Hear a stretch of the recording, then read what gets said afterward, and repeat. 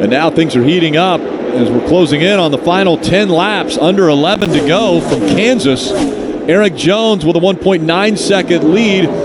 He has been comfortable out front of this field today. He's led 179 laps of the 189 run. Christopher Bell running second. Ryan Blaney is third.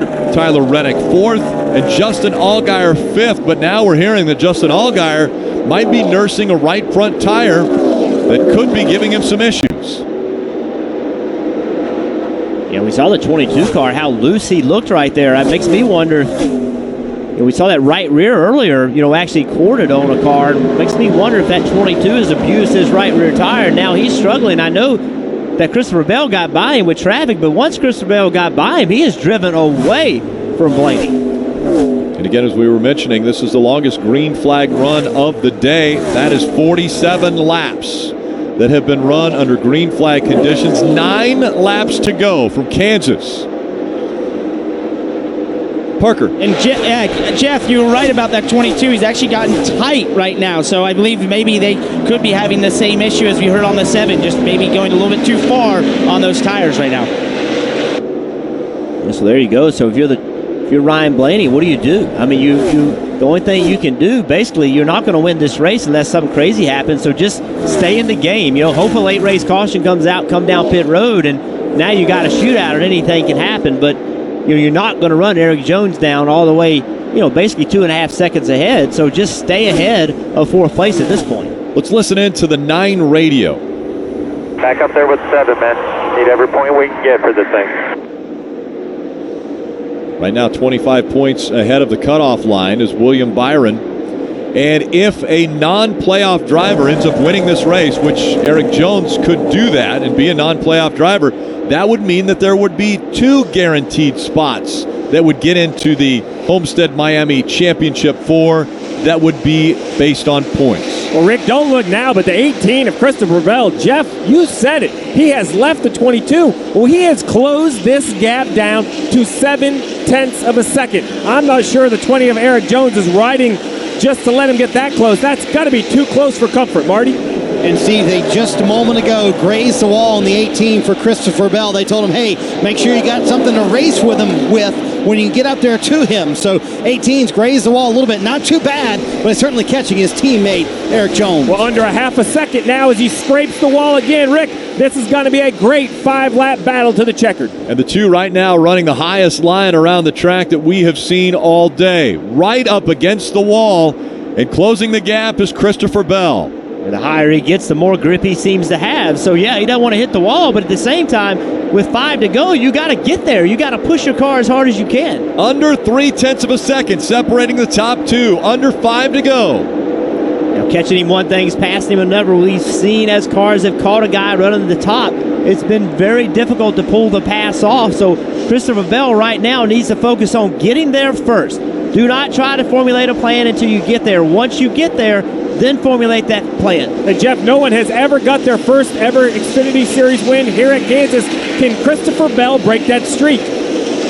Christopher Bell running second, closing in on the 20 of Eric Jones. Under 4 laps to go. Look at the speed that Bell has in the middle of the corner compared to Eric Jones. Just destroyed him through the middle of the corner. Now he's trying to take a look. He's got to run. He looks to the inside as they dive into turn 1.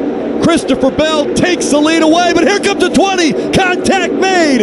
The 20 into the wall. So's the 18. Smoke coming out the back. The 20 slowed way down. Now, will the 18 be able to continue? And hearing that the 00 of Cole Custer also has a flat, he's on pit road. Christopher Bell out in front. Can he continue? Under 3 laps to go from Kansas.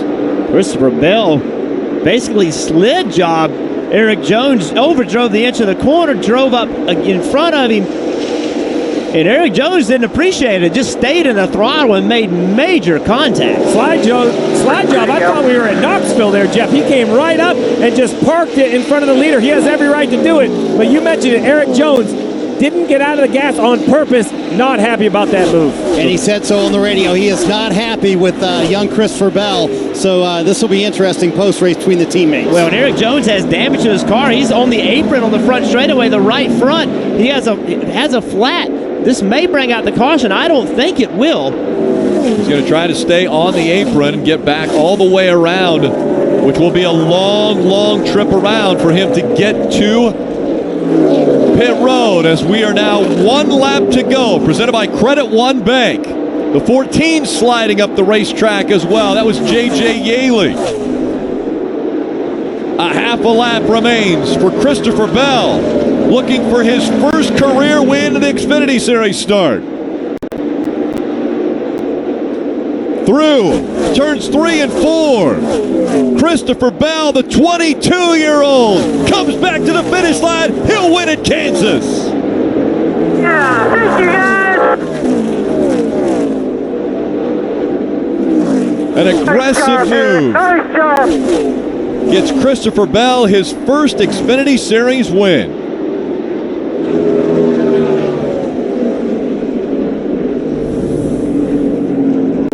Let's look back to how he took the lead away. He had the run on the 20 of Eric Jones. Lead run Eric Jones down, so they're going down the back straightaway. You see he's got a good run, so makes the decision to go to the left. Now watch how far he drives in the corner.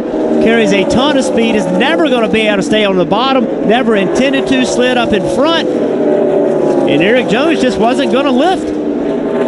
Jeff, I know Eric Jones is disappointed, but I'm not saying it was the cleanest move, but he hit him in the rear bumper, which tells me the 18 was clear, even though he was well off the pace when he slid up in front of him. Well, he was definitely clear, but he cleared himself by overdriving the corner and then having to park it in front of the guy he was passing. And when you do that, you expose yourself to potentially getting wrecked. Obviously, Christopher Bell came out the winner and did what he needed to do to win the race, and it wasn't because Eric Jones let him, I can promise you that. So the interesting thing post-race between the 18 and the 20 will be that they are both fielded through Joe Gibbs Racing. Teammates as of sort, but as we've heard before, you don't race that way. On the racetrack, everyone for themselves. And you see the celebration now for Christopher Bell. Bell running for a championship in the Camping World Truck Series. He'll run full-time in the Xfinity Series next year, but gets his first Xfinity Series win, and it comes in 2017. Well, what was impressive about that is that it appeared that Eric Jones had this race won. He was gone. And those last 10 laps, he just could not keep pace. And look at the damage on Eric Jones' car. I mean, he didn't hit Bell a little bit. He creamed him when he hit him. He hit him a ton and then slid up into the wall, did a lot of damage to the right side of that car. Very disappointed after Eric Jones led 186 laps of the 200. But didn't want to give up the lead, got into the back of the 18 as he did the slide job right up in front of him.